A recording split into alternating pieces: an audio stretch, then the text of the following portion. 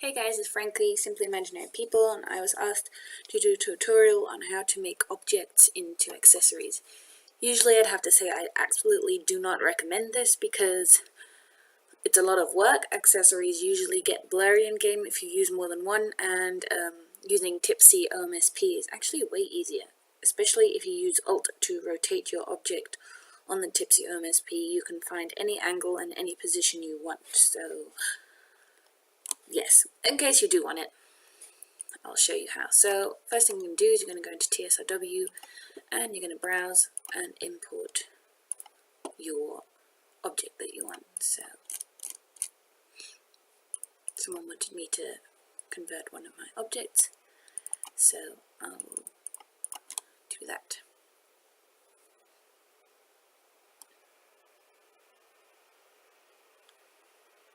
Okay, so just load it in TSRW, and now I'm going to say export a high level of mesh and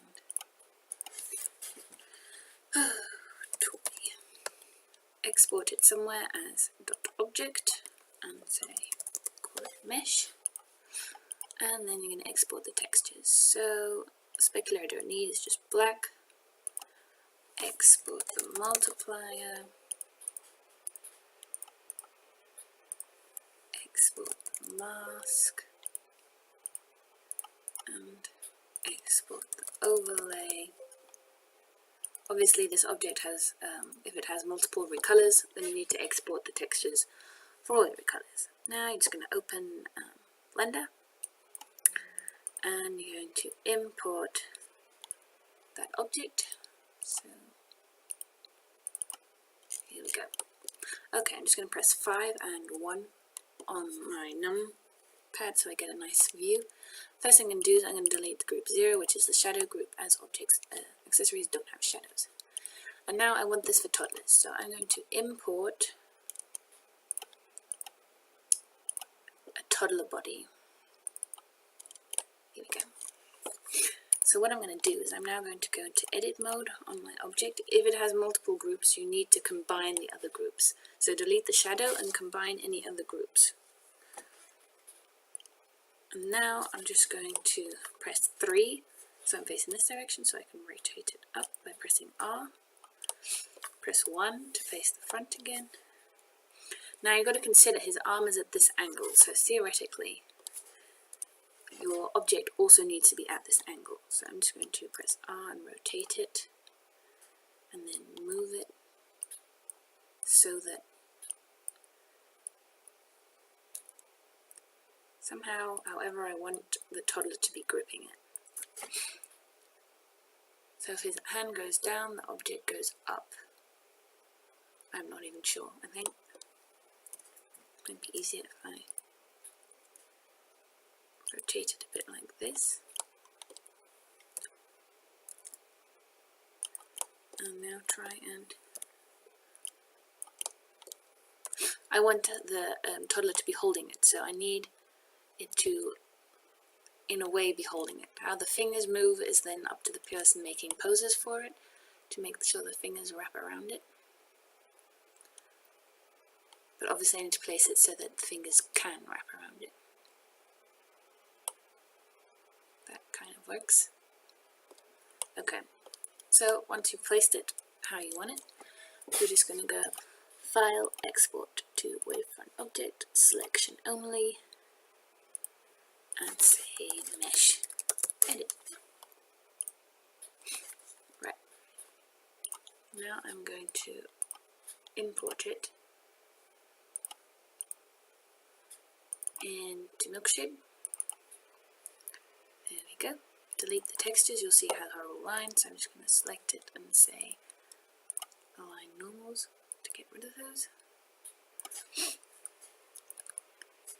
For some reason it still has horrible dots that if I want I can fix.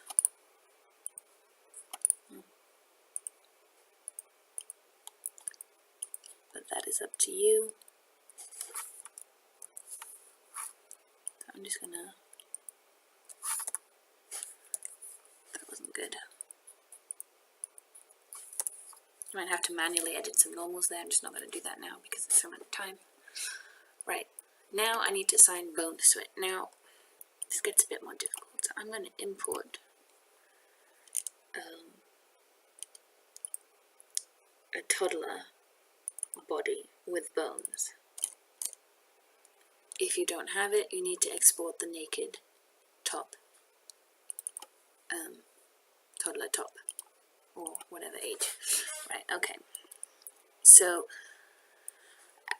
if I assign it to the hand, it'll move with the hand. That means if he moves his arm and his hand down like this, the object will swing with the hand. I don't want to assign it to fingers, because if he just bends a finger a bit, the whole object will move a bit of the finger. So what I'm going to do is I'm going to select a bone by pressing Alt on my keyboard and clicking on it. Select a bone in the middle of the hand, and I'm going to say show. That says pelvis. That's not what I wanted. Oh, okay. I accidentally selected another one here. Okay, so just left hand bone. Great. Now I'm going to delete that, and I'm going to select my entire mesh, and I'm going to say, because it still has left hand and 100%, I'm going to press assign.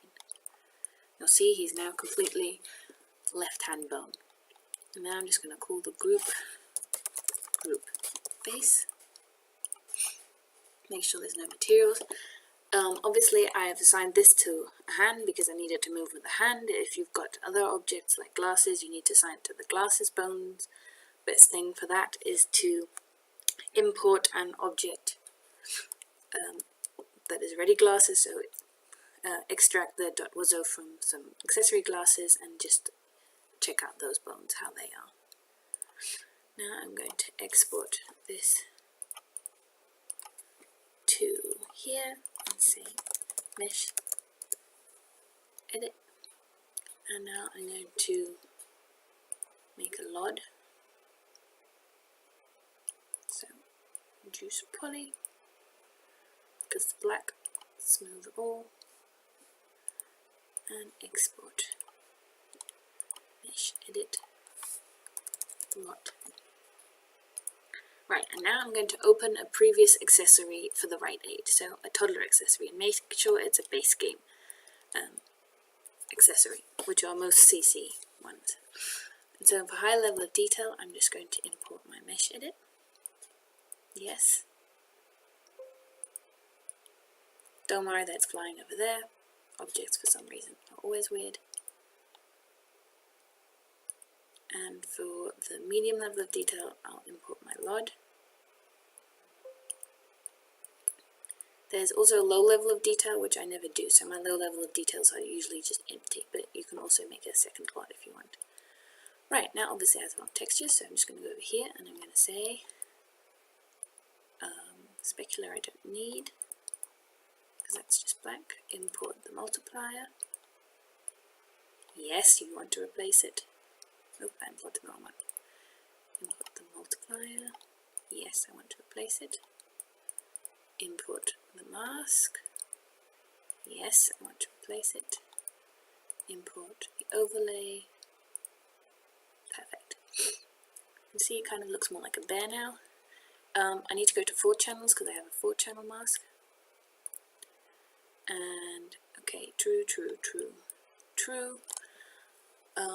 Obviously also fiddle with the tiling if you want to. I can check out the tiling from here.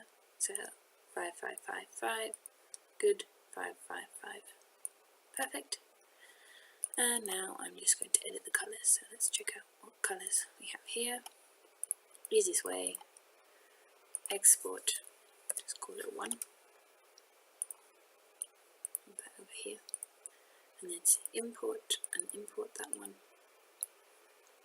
Right, and then go export, save over that one because I don't need it again. Oops. Import. Make sure all of these are set to enable true, otherwise obviously they won't show.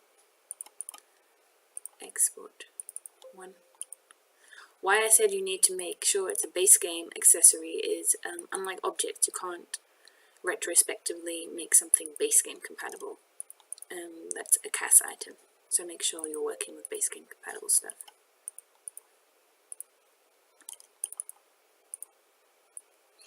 Right, so there is my bear. Okay, I don't have any other recolors, otherwise I'd have to delete them. That's good. If I go to mesh, oops. Okay, this is TSRW, likes to crash after a while. So what I'm going to do is I'm going to press cancel. Cancel, and I'm going to say file, export to Sims 3 pack. And just call it 1. And you'll see that even though it crashed, it'll still let me export. So then I'll just reload it. Don't try to export to package, it won't work. It'll only let you export to Sims 3 pack when it's crashed. And don't keep working once it's crashed, because the more you work, the less likely it'll let you export. It's a bit annoying, but hey. Also working with an older version of Sims 3, the workshop, because newer versions don't like clothing or CAS parts. Right. I'll just reopen the Sims 3 pack I exported. Right now I was checking out here, make sure alpha and diffuse also show your multiplier. If not, go to browse and pick the one that you imported, so that one. Specular should usually just be black. Perfect. Give it a name.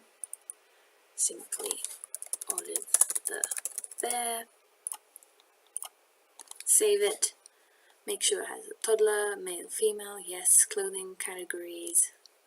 Tick the clothing categories you want. And then, oh, I'll show you because I can't load the game, or I don't want to load the game. I'll show you that it moves with the hand. CAS, accessory, simply there. Okay, so I can go to Tool, Load Animation. The annoying thing about accessories is they float in the wrong position. Otherwise, you can see it. This is just a way to test if your bones work. So I'm going to load an animation.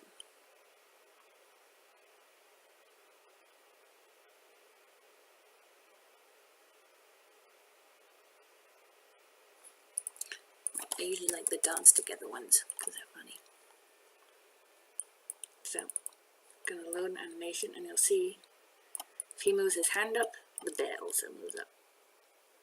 His hand's like this, the bear will be like this. And that just makes sure you can see that it's moving with the bone. So it is. Okay, now I've exported it. Now I'm going to go to where I exported it to. Oh, there we go, toy. I'm going to open it in here. You know it's Basecamp compatible if this says 0 times 0, 0, 0 on the CAS one. I'm just going to click through the images. That image belongs to the bear. That's just the specular map. That's a plain normal map. That's also fine. That was my mask. That's my overlay. That's red. That's also fine. Okay, so I've got no images too many. And now I'm just going to run it through Sims 3 RC.